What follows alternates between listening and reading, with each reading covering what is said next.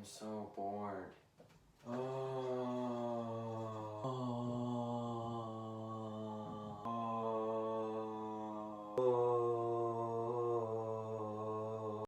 Okay, fine, I'll do my project.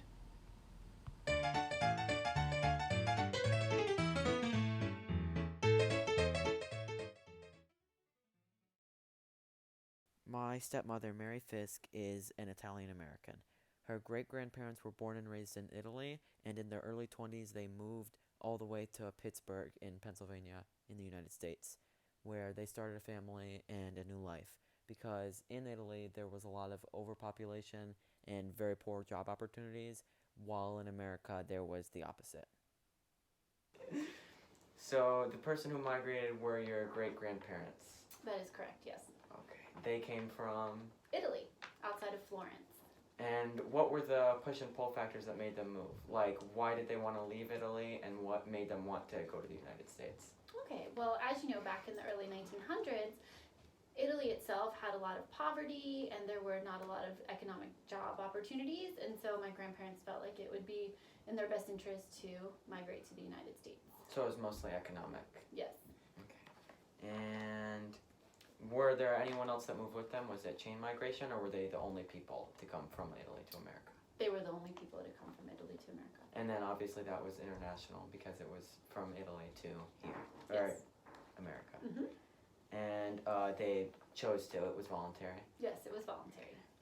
And how did they hold on to aspects of their own culture, and what did they pick up from the States? Okay, so some of the things that they kept in their culture that still extend to my generation would be for Christmas, we always have the Feast of the Seven Fishes, so our family only eats fish on Christmas Eve. We do a lot of religious ceremonies as far as the Catholic faith, and just I would say one big piece is just the food that goes along with the Italian culture. And they changed their last name too, right? They did. So when they came to America, the last name used to be Falcone with an E, and then it dropped, and so we became Falcon. So my family, when they migrated, they stayed within clusters, the Italian culture clusters. So in Pittsburgh, Bloomfield has a very large Italian population. It's still known as Little Italy to this day, where they celebrate the Italian culture and customs.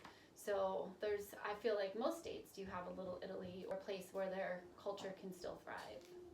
Thank you. You're welcome. Thank you.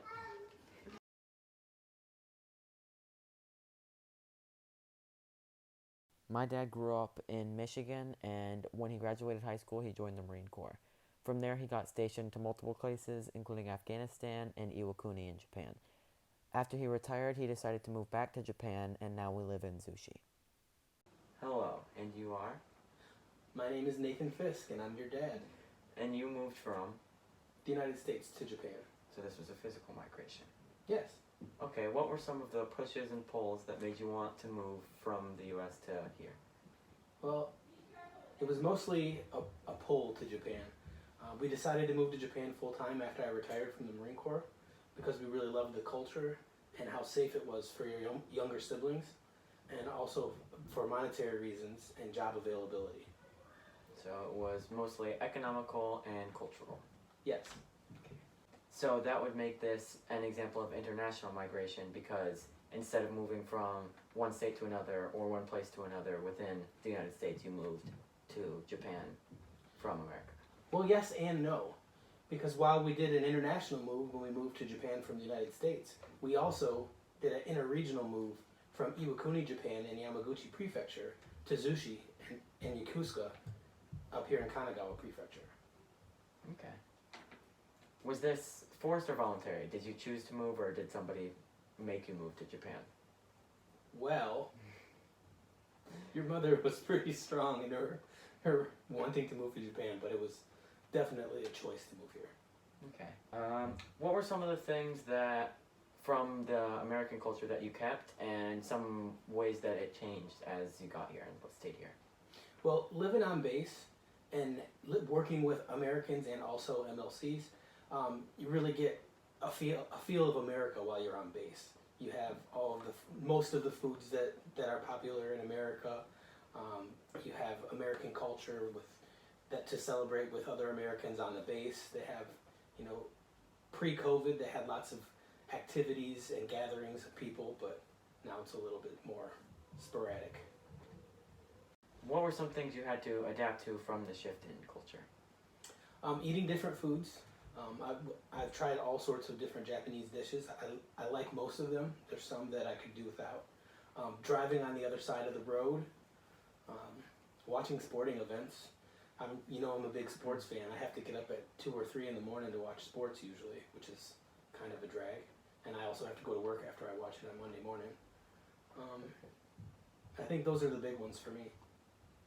So was this chain migration? Was there anyone that lived here that you followed, or people that followed you here after you moved? Well, it wasn't chain migration for me and for your stepmother, but it was for you, because we were established over here, and you got to come and visit, and you saw what it was like, and you wanted to come live here, so you chain migrated to Japan. Yep. Thank you. Good job, bud. Expect a call on Monday.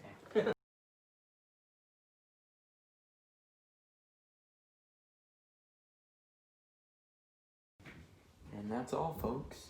Now, play me out with some of that rag music.